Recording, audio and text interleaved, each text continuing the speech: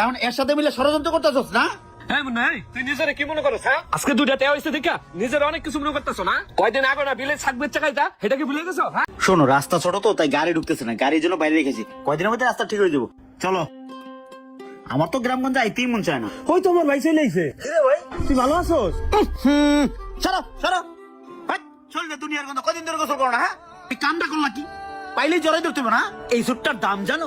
নগদ 40,000 টাকা আমার শ্বশুর বাড়ি থেকে দিছে। দিলা তো সুটটা নষ্ট করে। আসলে হইছে কি ভাই, ধান খেতে আইছি তো এই জন্য শরীরের গন্ধ কইতেছে। ল ভাই ঘরে ল। হ্যাঁ চলো। আরে বন্ধু, তুই কেমন আছিস? হ্যাঁ, আমারে তুই চিনছ? আমি তোর ছোটবেলার বন্ধু শিমুল। ছোট লোক গাইয়ে খেত। এই তোর চেনার কি আছে? টেকার গন্ধ পাইছে, চলে এসে। হ্যালো, মানুষের টাকা পয়সা হলে যে মানুষ পরিবর্তন হয়ে যায়, এটা মুন্নাই তার প্রমাণ। ছোটবেলার বন্ধু, অথচ মুন্না আমার চিনতে পারলো না।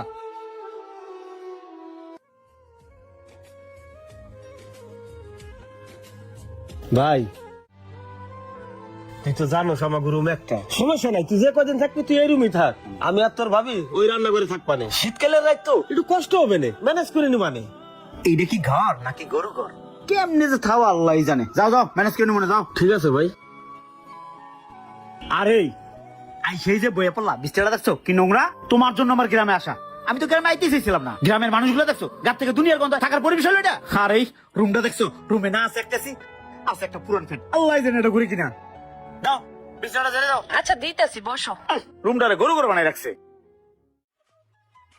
আরে মুন্না ভাই যে, আসসালামু আলাইকুম ভাই, ভালো আছেন? আপনি আছেন খবর পাই ভাই, আপনার বাসা থেকে যাইতেছিলাম ভাই। আপনি এত বড় অফিসারে আমাদের গ্রামে ফেরত আসছেন ভাই, আপনাকে নিয়ে আমাদের গর্ব হয় ভাই। আপনি আমাদের এই গ্রামের গৌরব। এখন আপনার উচিত ভাই এই গ্রামের জন্য কিছু করা। আর ভাই, আপনি পিতা সমতুল্য একটা ভাই পাইছেন। আপনার এই বড় ভাই কত কষ্ট করে আপনাকে ছোটবেলা থেকে এত বড় করছে, এত বড় অফিসার বানাইছে। এখন আপনার উচিত এই বড় ভাইয়ের জন্য কিছু করা। এই মেয়ে, তোমার আমি কইছি আমার ভাইরে ওকালতি করতে। আমার ভাই আমার জন্য কি করছে না করছে? খালার বাজারে বাইরে এলি ভাই ভাই ভাই ভাইরে কেন মাথায় নিয়ে আটবো নাকি আমি? মিয়া আইসো যে কিল্লে কেটে তুমি ভালো করে বুঝি। ডোনেশনের জন্য আইছো তো, তোমার ক্লাবের ডোনেশন আমি দিব না। আনছো গ্রামের লোকজন খাইলে কাম নাই, মাথাটা খারাপ করে ফেলায়। শোনো বর্ষা, এ মুন্নার ভাই তোমার বাসর ছোটবেলা অনেক কষ্ট করছে, বুঝছো? নিজে না খাইয়ে এই বাইরে খাওয়াইছে। ভাত পাইতো না, ভাতের মার খাওয়াইছে, কচু শাক সিদ্ধ করে খাওয়াইছে। এত পরিশ্রম করছে কইরা বাইরে এত বড় অফিসার বানাইছে, বুঝছো? নিজে পড়ালেখা না কইরা মুন্নারে সে পড়ালেখা করাইছে। কি বলেন ভাবি? কই, মুন্না তো কখনো আমারে এসব গল্প বলে নাই। কইবো কেমনে? আমি আমার শাশুড়ির কাছে গল্প শুনছি। ও তো তখন অনেক ছোট ছিল, তাই হয়তো তার মনে নাই। এই ভাবি, এই থামো। শুরু হয়ে গেছে পুরোনো কাহিনী দিয়ে গাড়াগাড়ি না? তোমার কে কইছে আমার বড় পুরোনো কাহিনী শুনাইতে? হ্যাঁ, তোমার কাছে শুনতে চাইছো? আমার ভাই আমার লাগে অমুক করছে তমুক করছে, টাকা উল্টে গেছে না? আজকে আমি বড় অফিসার হিসেবে আমার নিজের যোগ্যতা। ভাই জানি কি অবদান। ভাই আমার পিছনে কত টাকা খরচ করছে? 5 লাখ টাকা খরচ করছে। ও, তোমাকে চাহিদা বুঝতে পারছি এতক্ষণে। ছোটবেলা থেকে মানুষ করতে না হলে যাও 5 লাখ টাকা খরচ করছে। 10 লাখ টাকা চেক দিয়ে আমি যাবো না। এই চলো ভিতরে, চলো চলো। একবার উল্টেই ফেলাইছে। ভাই আমির ভাই, এদিকে আসো। কি হয়েছে ভাই, ডাকলেন যে কিছু কইবেন? আমির ভাই, শুনলাম তোমার ভাই বড় অফিসার হয়ে বলে আমাকে গ্রামে আইছে। তোমার ভাইয়ের এখন তো উচিত এই গ্রামের জন্য কিছু করা। ওই যে আমাকে পশ্চিম পাড়ে একটা মসজিদ হইতেছে, হ্যাঁ, ওই মসজিদে কিছু ডোনেশন দিতে কইও। আচ্ছা ঠিক আছে, আমি বাইরে বলবানে মসজিদে যাতে কিছু টাকা পয়সা দেয়, যাতে মসজিদের কাজটা তাড়াতাড়ি হয় সেই ব্যবস্থা আমি করবানে। এখন যাই ভাই। ঠিক আছে, যান। এ মুজাম্মেল ভাই, তুমি কার কথা কইতেছো? মুন্নার কথা? দেখো, ওই মুন্না কি আর মানুষ আছে? হয়তো টেহার অহংকারে অমানুষ হয়ে গেছে। ওই আমার ছোটবেলার বন্ধু, ওই আমারই চিনে না। এখন টেহা হইছে না দুটা, এখন মানুষের মানুষই মনে করে না। ওই আমির ভাই আছে না, হ্যার বড় ভাই, হ্যারে তো সাইরে না দিয়েও দাম দেয় না। নাও খাও। হে লিজার মা, শোনো, বাজারের থেকে টাটকা খাসির মাংস নিয়েছি। কেমনে রান্না কও? মুন্না আবার খাসির মাংস ভালো পছন্দ করে। ও শহরে থাকে তো, একটু মই মশলা দিয়ে ভালো করে রান্না করো, যাতে গন্ধ না আসে। আমার ভাই খাইবো, নাও তাড়াতাড়ি রান্না করো। আচ্ছা ঠিক আছে। ও ভাই, তুমি এনে ভাই কিছু কবি? তোমার সাথে একটু জরুরি কথা আছে। পরে শুনবানে। তুই না খাসির মাংস খুব পছন্দ করো, বাজারের থেকে খাসির মাংস নিয়েছি। যা তুই বিশ্রাম কর। তুমি তাড়াতাড়ি যাও, রান্ধো যাও। আরে তোমার মনে হয় আমি জীবনে খাসির মাংস খাই নাই না? শোনো, ঢাকা শহরে খাসির মাংস হচ্ছে পানি ভাত। খাসির মাংস নিয়ে আইসা, হ্যাঁ? এদিকে আমার বোরকানে তোমার বলতে সারাদিন কান পলা দিয়ে বেড়ায়। তুমি আমার লাগে এই করছো, তুমি আমার লাগে ওই করছো। গ্রামে বেরেন জানা, হাট বাজারে বেরেন জানা। এই তুমি আমার লাগে এমন কি করছো? হ্যাঁ, ফল কস করবার একবার বড় ভাই সব কিছু কিনে লাইছো না? ফাইজ দাবি ফল কথা বলতো সব জায়গায়। মুন্না একটু হরিনি, ওর কথা মনে কিছু নিও না। তুমি যাও তাড়াতাড়ি যাও, রান্না করো। গ্রামের মধ্যে হাঁটাই জানা, এরা যে কি শুরু করছে। লিজা কি বলবো, রাস্তাঘাটে বাজার বেরোনি জানা। গেলেই তোর ভাই তোর জন্য অমুক করছে তমুক করছে, তুই না খাইছিলি, তোর বড় ভাই না খাই থেকে তোরে খাওয়াইছে। আমি বুঝি না আমার ভাই এমন কি করছে আমার জন্য। দেখো মুন্না, তুমি যে আজকে এত বড় অফিসার হইছো, এটার একমাত্র অবদান কিন্তু তোমার ভাই। এটা তোমাকে মানতেই হবে। অথচ দেখো তুমি তোমার ভাইয়ের সাথে তুমি কুত্তার মতো ব্যবহার করতেছো। মুন্না, তুমি তো এমন ছিল না, অন্তত এই ভাইটাকে একটু সম্মান করো। হাট, একদম চুপ থাকো। তোমার মাথার মধ্যে খারাপ করে না, দৌড়ো থাকবই না। হ্যাঁ, শুধু পারবা রাগই দেখাইতে।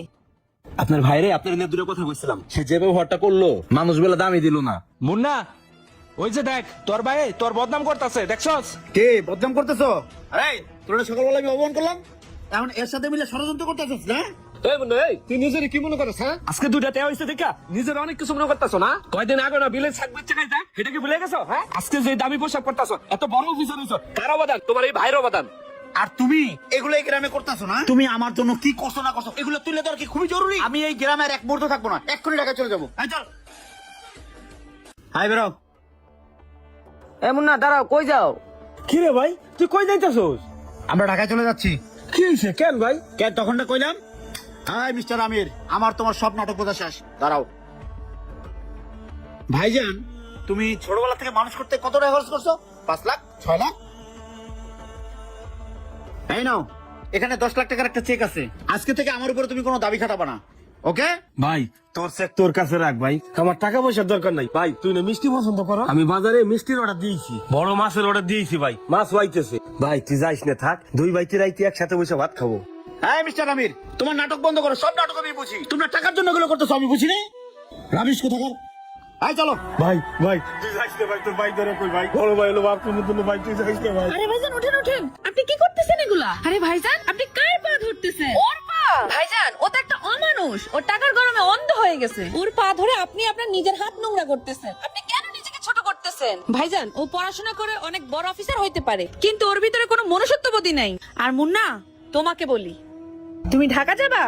যাও, তোমার সাথে আমি যাচ্ছি না, কারণ তুমি তোমার নিজের বাবার সমতুল্য বড় ভাইয়ের সাথে যে ব্যবহার করতেছো, তুমি ভবিষ্যতে আমার সাথে যে কি করবা তা আমার বোঝা হয়ে গেছে। মুন্না, তোমার মতো অহংকারী লোকের সাথে আমি সংসার করব না। আর যদি তুমি আমার সাথে সংসার করতে চাও, তাহলে এক্ষুনি ভাইজানের কাছে মাপ চাও। ভাইজান, আমার অনেক বড় ভুল হয়ে গেছে, আমি আসলে তোমার সাথে অন্যায় করছি, আমার মাফ করে দাও ভাইজান।